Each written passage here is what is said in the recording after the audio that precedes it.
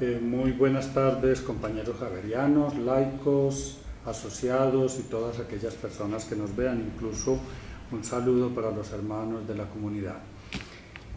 Hemos venido tertuliando en estos días y hoy nos vamos a entretener un rato con la circular del 56. Aproximarnos a esta circular es fundamental porque ella es definitiva, como dijéramos, en la caracterización, la manera como el carisma del instituto se perfiló a partir de ese momento. Fue necesario que se pasara este proceso y cuando llegamos a la circular del 56, yo creo que habría que arrancar un poquitico más atrás para contextualizar el origen de ella. Para 1937, Monseñor Miguel Ángel Builes, en un estado muy anímico, de mucha alegría, no sabemos de dónde arrancó esto, él le entrega el instituto a Propaganda Fide y al parecer de nosotros, por lo que hemos ido estudiando y leyendo, Monseñor Builes no supo lo que hizo. En el acto fundacional, el señor Builes en 1924, dice él que de una manera un poco gris, entre nubes, alcanzaba a ver un instituto, pero no sabía ciertamente para dónde iba como eso. En 1927, cuando ya se hace la fundación, en el decreto 80, el señor Builes deja ya escrito que es para los infieles, y salvajes, semisalvajes, y también hay una idea que es permanente en él y es un instituto para ayudar a las diócesis que tienen pobreza de clero. Con pobreza de clero. Es que a mí me parece que son jalones que se van dando en la historia. Primero fue la fundación, con todo la rumbe de información que podamos tener sobre el hecho tan interesante que da origen a nuestro instituto. Y segundo, da otro jalón muy importante, que es cuando él hubiera estado muy emocionado y demás, entonces lo entrega a Propaganda Fide. Y luego viene la circular del 56. Yo veo en eso una cosa muy interesante, que algún día, tal vez en la anterior tertulia, decíamos que una cosa es el carisma del fundador, otra cosa es el carisma fundacional y otra cosa es cómo se vive el carisma hoy. Entonces yo veo eso muy interesante. También me da la impresión de que Builes tenía dos obsesiones bellas, que era, él decía los infieles, porque estaban en el lenguaje del siglo XIX, los infieles, y para él los infieles eran allá, el mundo de más allá. Pero también los infieles para él son los indígenas del Baupés. En 40 días en el Baupés les llamo infieles. Bueno, y tenía otra obsesión bonita, y era cuántas parroquias, cuántas diócesis sin clero, pobres de clero, ¿qué es lo que vamos a hacer? Entonces, esas dos obsesiones quiso juntarlas en una fundación. Así me imagino yo y siento que él comenzó. Pero el día que se emocionó, pues ahí estaba una de las obsesiones y estaba la otra. Y ahí primó la de, digámoslo así, infieles. Y se dio las circunstancias. ¿Se acuerda, Monseñor, cómo se llamaba el visitador? No, Gonzalo. No, no. Juan de Unzalo. Ese. Juan de Unzalo vino y Monseñor se emocionó y se lo entregó a Propaganda Fide. Entonces, fíjense cómo el carisma va evolucionando. Pero entonces, Manuel, es que ahí hay que vea y verá que se lo entregó, pero Propaganda Fide no actuó inmediatamente, sino que hubo que esperar hasta el año La Bateca. 45, cuando se le confía al Instituto este territorio, la prefectura. Entonces hubo que ir a sacar los sacerdotes. ¿De dónde se iban a tomar? Pues de los que estaban en 10 puestos de misiones. Hasta 1945 he contado, habían 10 puestos de misiones en la costa atlántica. Entre ellos estaba el Banco, que es el pueblo natal de Monseñor. Si nosotros decimos puesto de misión, le estamos diciendo al revés a él. Él sabía que eso eran parroquias de diócesis pobres. Y es verdad lo que dice Óscar, llega ese momento y entonces yo sí percibo que Propaganda Fide fue dando tiempo. Hasta sí. que hay una pedagogía. Sí, hasta que dijo, bueno, vamos a hacer las cosas de hecho. Ajá. Y entonces empieza con la Prefectura Apostólica de Arauca en el 45 y enseguida con la Prefectura Apostólica del Baupés en el 48. Y eso, pero Manuel, es que yo quiero llegar a esto. Eso generó un malestar. ¿Por qué? Porque los que se ordenaron de ese primer grupo y de los grupos sucesivos, entonces a ellos se les había dicho que se les insistió tanto en la segunda faceta del carisma de Monseñor Builes, que cuando ya ellos se vieron llamados, tenemos que cerrar esto e irnos allá y a este lugar y a este lugar, no estaba dentro del esquema de ellos.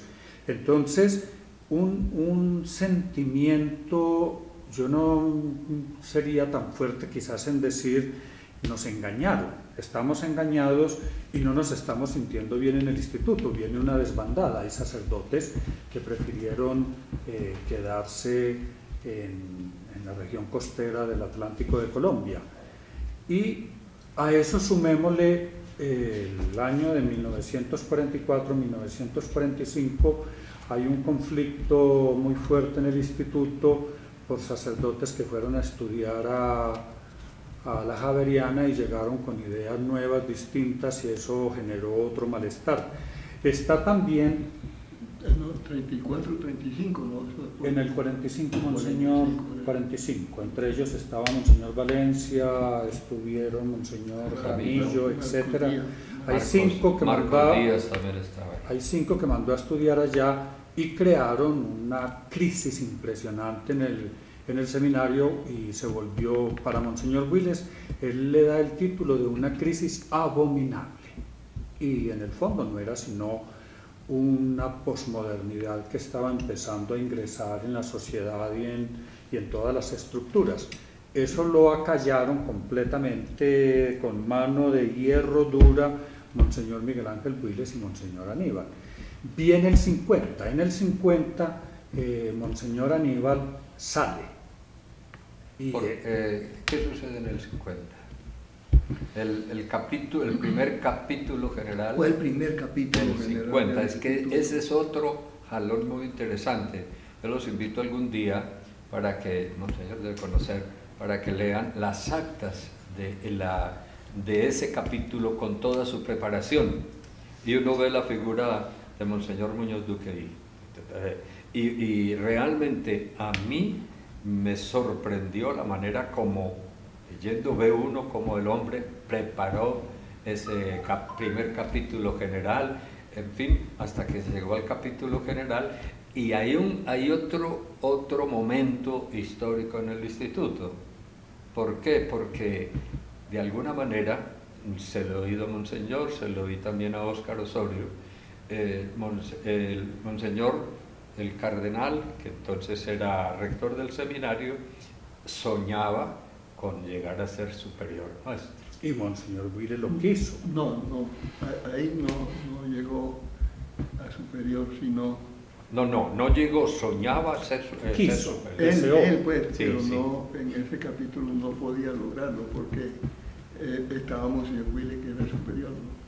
Claro que el que mandaba realmente en la comunidad no era Monseñor Builes, sino Monseñor Muñoz, porque él visitaba a todas las comunidades. Y en ese tiempo el que era rector del seminario era vicesuperior. Entonces él, previendo que venía un capítulo y que en ese capítulo Muñoz tendría que salir porque no era, ya creo, de la comunidad, sino del clero diocesano de Santa Rosa. Entonces escribió a la propaganda, dice que previendo que en las elecciones podría darle voto para vice superior, mandó la petición. En la Santa Sede le contestaron que le autorizaban que fuera válida la elección del para rector. Entonces por el monseñor dijo que no, entonces él sí, para sí mismo dijo, es que como el rector tiene la función de vice superior, con esto podemos nosotros validar la elección. Bueno, así fue cuando llegan las votaciones, 2, 4 votos. Ahí monseñor Muñoz, él quería que monseñor Muñoz quería monseñor Muñoz en la comunidad, en el instituto, claro. Eso era para él lo que buscaba. Pero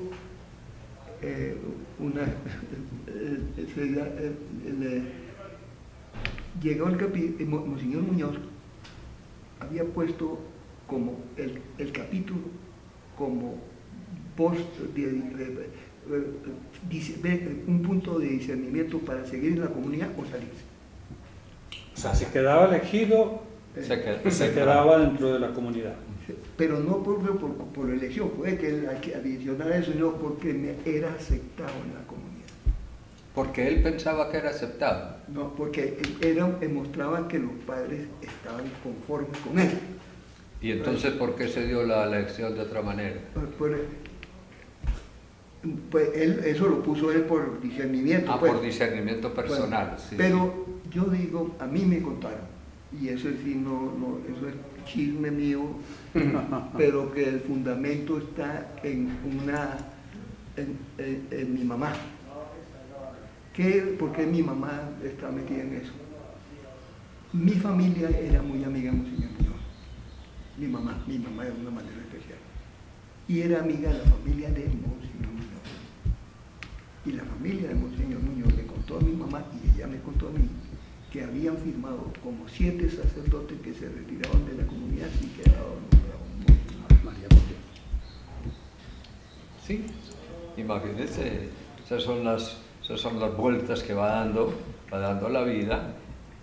¿Cuántas veces después usted había dicho, o en estos días, oiga, podemos hacer una tertulia sobre las diferentes crisis que se han dado en el instituto? Pues ahí estamos. Y otro chisme así de la talla del suyo, monseñor, es que Óscar Osorio deja intuir en el libro, y también me lo dijo a mí, que monseñor Muñoz le había dicho a él que si él resultaba elegido no aceptaría, pero que haría el proceso canónico para integrarse a la comunidad. O sea, reafirmando lo que usted dice, puso como un punto de discernimiento. Eso quiere decir que estaba dispuesto a ser noviciado incluso para ser aceptado en la comunidad, pues ya legalmente. Puede ser, porque él tenía mucha amistad con Óscar, pero por el temperamento de Muñoz no era para obedecer, sino para mandar. Para mandar, bueno. Y otra cosa, entonces avanzamos por estos años y hay ciertos brotes de rebeldía en el instituto, y eso lleva a que Monseñor Miguel Ángel Builes pida una visita de la Santa Sede al instituto.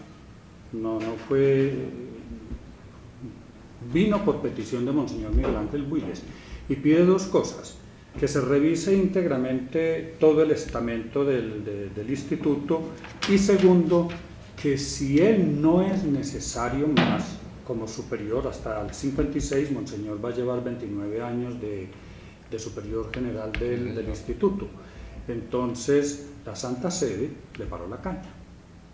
Enviaron a un sacerdote de la yo no sé si es obispo, un dominico, el padre Hilario Albers, y pasó por lo menos 2 años en visitas canónicas, iba a un lado al otro, creo que en todas partes estuvo. Lo que tenía en ese entonces el instituto, él lo visitó todo. todo lo visitó. Y como ya teníamos no solamente la prefectura apostólica de Mitú, la prefectura apostólica de Arauca, sino también ya el vicariato de Buenaventura y el vicariato de Ismina, todo eso fue visitado por él. Eso fue las etapas que se fueron dando para en la Santa Sede poner en el instituto los territorios propios para que ejercieran su ministerio. Por eso ya al principio no había la cosa y no se veía tanto de la necesidad de sacarlo. Ya con 4 jurisdicciones, entonces ahí es donde sale. ¿Cómo es que? Ya decíamos que me parece a mí eso realmente interesante, la manera pedagógica que Propaganda Fide fue llevando para hacer que el instituto llegara prácticamente a la finalidad que se le había establecido desde el día que Monseñor Willes lo entregó. Y fue dando estos territorios, después la visita de Albers vino precisamente, a más de lo que decía Óscar, es para aclarar el fin del instituto, y en todas las actas y demás, ustedes lo han visto, Albers va señalando eso, y estuvo en el capítulo precisamente para eso. A ver, pero ¿cómo es que dice la expresión? Lo que a Roma... Va de Roma, lo que de Roma viene, a Roma va, al revés. Lo que a Roma va, de Roma viene. Lo que viene de Roma... Ya fue a Roma. Porque bueno, el dicho... Lo que a Roma va, de Roma viene. Ah, bueno, ahí sí, lo que Rafael dice. ¿Por qué saqué esa frase? Por lo siguiente, porque Albers, después de 2 años de visita, él mismo se fue a Roma, llevó todo su informe y lo nombraron a él como asistente general para la asamblea. Entonces viene este capítulo que va a ser el segundo capítulo del instituto, ¿no es cierto?, el de 1956, y esta circular, yo no sé si el capítulo fue antes o fue después de esta circular, yo no lo sabría. Antes, porque la circular que cita el Padre Jesús, el Padre Francisco Javier Gil, él la cita y dice que la misma circular hace mención del nombramiento de la Santa Sede de Monseñor Valencia como superior general. Ajá. Óscar. Pero, ¿qué es lo que me dijiste tú ahí con las cuestiones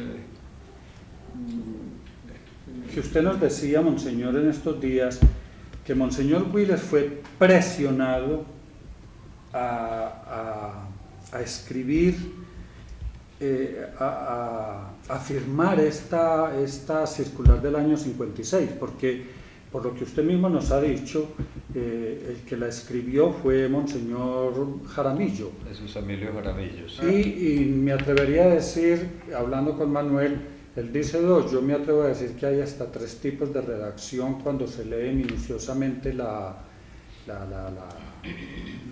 circular. Se le hace una exégesis somera y uno percibe que ahí hay estilos y hay agregados, cortaron allí, pegaron aquí, más bien quite esto y ponga esto, ¿no es cierto? Y la vuelve de todas maneras una circular que es fundamental dentro de la definición del carisma. ¿Qué ibas a decir? Quiero precisar la fecha para que quede más claro. La circular del 56 es del 18 de septiembre y el capítulo del 56 es del 21 al 27 de octubre. 21 al 27 de octubre el capítulo general. Al mes siguiente. O sea, al mes siguiente de la circular. Sí. Bueno, la circular, el padre Armin no solamente que para asistir al capítulo, sino consejero permanente. Consejero permanente. Y presidir el capítulo, él lo presidió. Él lo presidió. Pero consejero permanente. O sea, para que siguiera cumpliendo la obra hasta que lo soltara. Fruto de la visita fue Albert. Yo por eso creo bueno que se lograra encontrar el acta completa. La buscaremos, Monseñor. Eso fue para el fin del instituto. Fue para eso, yo era estudiante y eso nos sonaba en los oídos todos los días. mientras estaban haciendo el capítulo. Y desde que llegó, el que vimos al padre Hilario Albert llegar al seminario con su hábito blanco, medio asustados. ¿Cómo era físicamente? Más bien bajito.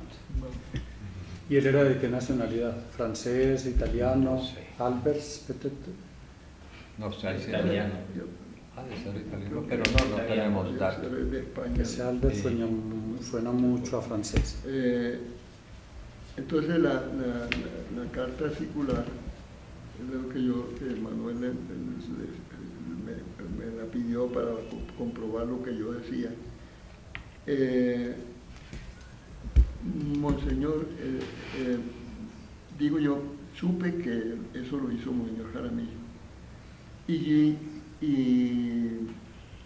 yo era director espiritual del mayor. Y Monseñor Jaramillo me dijo: seminarista que no quiera ir a la misión, sáquenlo. De esos resultados salió Manuel Gómez, pues. Manuel Porque Gómez era Serna. más de parroquia, entonces él vio que mejor, no hubo que echarle nada, él discernió y ya le dijo. Bueno, entonces eso, como era Jaramillo, pues ya se dio la determinación del fin. Entonces escribieron esa carta, pero al escribir esa circular, con todas esas condicionamientos perentorios, se la tiraron con la última frase que dijeron. No, pues que esa última frase es de Willy, pues. La parte final, cuando otra vez él dice, bueno, sí, pero es lo mismo, hijitos, es lo mismo, solo que cuando vayan a esos lugares ya no se dice parroquias, sino cuasi parroquias. Entonces uno vuelve, que vuelve. ¿Saben lo que firmaron? O sea, Monseñor Willy no supo lo que firmó. Ahí donde usted dice que él fue presionado a firmar esta circular. ¿No? Eso por las consecuencias posteriores, él mantuvo en su mente que el seminario se lo quitó, el fin del seminario, lo que él quería con el seminario se lo quitó propaganda, lo tenía en la mente. Y cuando en la semana misionera que se hizo en la boda de plata en el seminario, en el teatro del seminario, él propuso, hizo un discurso y todo, y en ese discurso dijo que proponía crear un seminario expresamente para ayudar a la diócesis pobre de creer.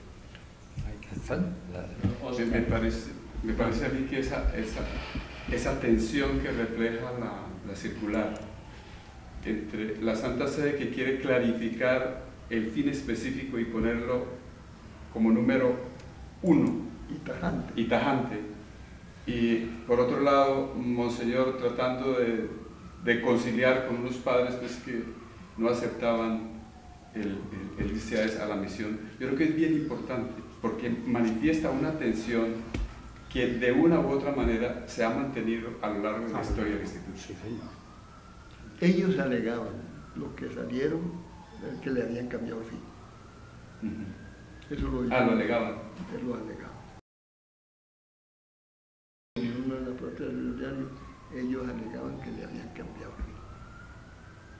Oscar, yo hago este comentario que a raíz de lo que ustedes han estado tratando durante todo este rato, veo yo que se le clarifica, se nos clarifica a nosotros ya con el tiempo que tenemos de estar dentro del instituto, que la visita del padre Albert no fue tan negativa, porque en la poca información que recibimos, yo recuerdo que el padre Javier Gil nos decía a nosotros, aquí vino un padre y que creíamos que ya se iba a acabar la comunidad. Sin embargo, viendo todos estos datos que ustedes han recordado y han tratado de precisar, fue definitivo para clarificar realmente lo que el Espíritu Santo ha querido de nuestra comunidad, aún por encima del mismo fundador. Pero Rafael, desde el punto de vista de nosotros estudiantes, yo ahí sí diciendo de ti, yo nunca oí un comentario negativo sobre Albert. Lo vimos después sobre Tato, eso sí, que ya vamos a llegar allá. Perdón, Manuel, no. Negativo en el sentido de que nos dijeron que cuando Monseñor Albert fue a la comunidad estuvo a punto de cerrar la comunidad. Eso se lo escuchó el padre Javier Ríos. No creo yo. La comunidad no estaba en crisis en el sentido de cerrarlo, era cuestión de fin. Pero yo digo que el peligro de cerrarse que con todavía el fin de la comunidad en ese tiempo se constituyó por territorios de propaganda. Todavía no se vislumbró primera. No, el lenguaje no existía y de eso viene desde la creación de Propaganda Fide, viene esa realidad. O sea, ¿qué son misiones? Son los territorios que dependen de Propaganda Fide. Viene allá desde el siglo XVII. Por eso digo yo, eso fue otro paso que se fue dando. Sí, sí. Hasta que llegamos ahí donde tenemos en la reunión nuestra, bueno, ¿por qué llegamos entonces ya nos abrimos, siendo que teníamos las jurisdicciones, ¿por qué nos abrimos nosotros a territorios de primera evangelización que llamamos? Porque puede que en esos territorios no se en parte la primera evangelización, esto ya nos va llevando. ¿De dónde nació entonces el ir a África? ¿De dónde nació? Sí, Monseñor, y es bueno que conste en el video lo que apuntábamos alguna vez, que yo le escuchaba al Padre Manuel, que además de lo del fin que estábamos clarificando en ese entonces, también obedecen unas influencias políticas del momento, que por ejemplo en el Baupés a los políticos no les sonaba que los monfortianos no enseñaran historia patria ni español, y entonces influyeron para que se nos entregara a unos misioneros colombianos el Baupés. Y usted apuntaba otro dato importante, Monseñor, que era para defender la frontera. Sí, es que eso era un convenio con el gobierno. El gobierno no tenía presencia en esos territorios. La iglesia es la que hizo y le delegó la educación y las fronteras. Y Monseñor Willy era un colombianista, más no dar, pues. Usted dijo el dato ese que no había querido dormir en el Brasil. Sí. No había querido una casa cómoda en el Brasil en los 40 días, porque él estaba en territorio usurpado de Colombia. Se pasó al río al lado de Colombia para buscar una chocita donde dormir. Ese dato es muy bueno. Sí, es muy especial el obispo, sí. Bueno, entonces ya... Pero, mire, Monseñor Baiker, está muy bien que eso vaya siendo así, pero nos estamos saltando todo un proceso. Fíjense que la salida a África que usted enumeraba es muy posterior, después de la sexta asamblea, y entre tanto se había abierto ya trabajo misionero en Bolivia y en Ecuador, y ese trabajo misionero no era específicamente en territorios de misión. Ahí se dio una cosa, eso no así nació, no nació así.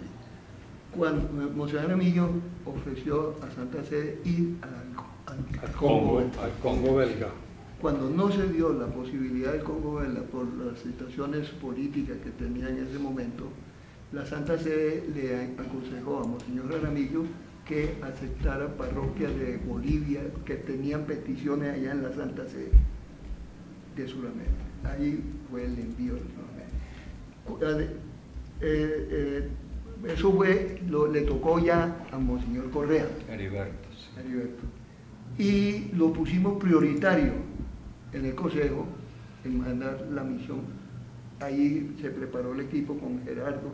Gerardo fue con Monseñor Correa a visitar a Bolivia, y llegó al Potosí, y con Monseñor Fey, que era de ese tiempo, le resolvieron mandar misioneros allá. Pero se atravesó una visita y una petición de Paupini al instituto, que eso no debe figurar o puede figurar en un acta, porque nos reunió al Consejo General. Paupín era el nuncio. Él era el nuncio. Y nosotros ya habíamos determinado y estábamos con el personal para que le ayudaran a mandar sacerdote a San Andrés y Providencia. Sí. Por eso fuimos a San Andrés y Providencia en todo el tiempo correr.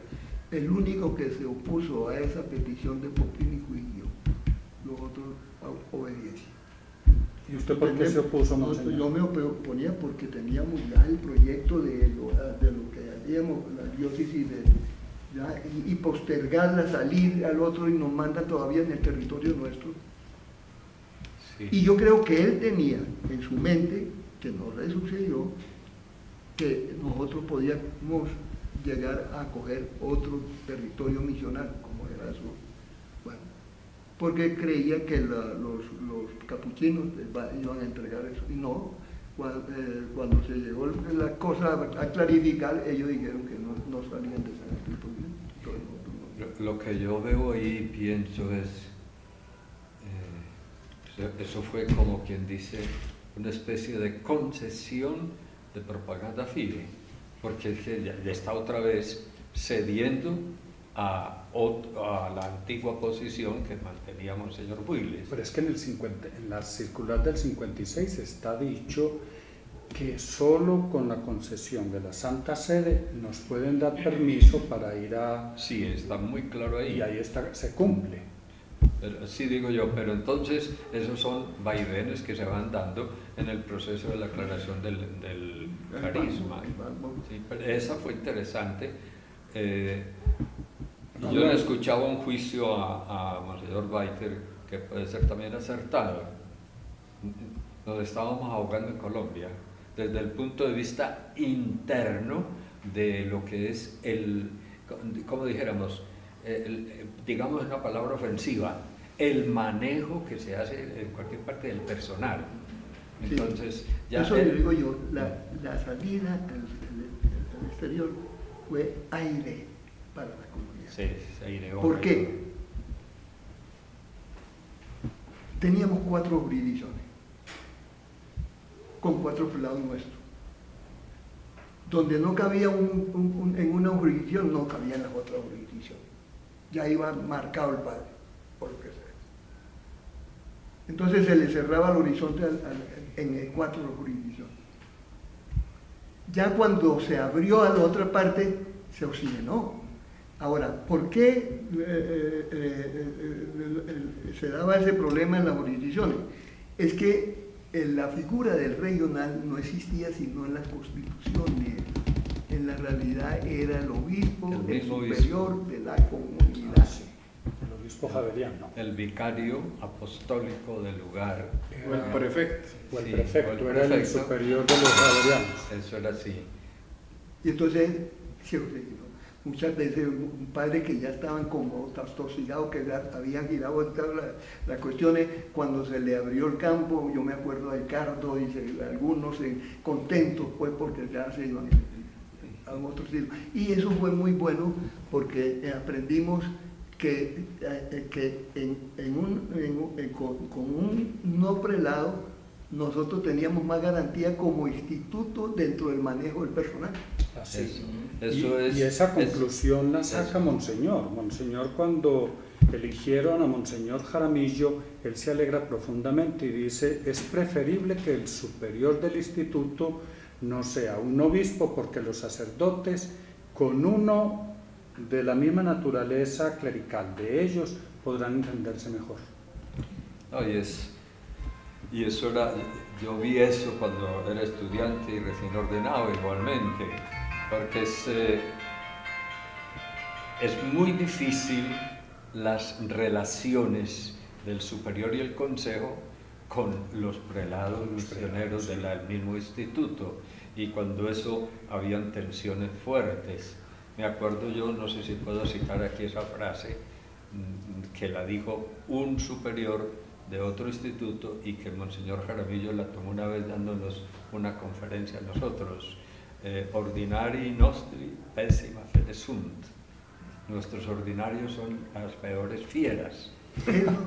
Él se fue a conversar con comunidades que tenían ordinario como nosotros. Pues, eso.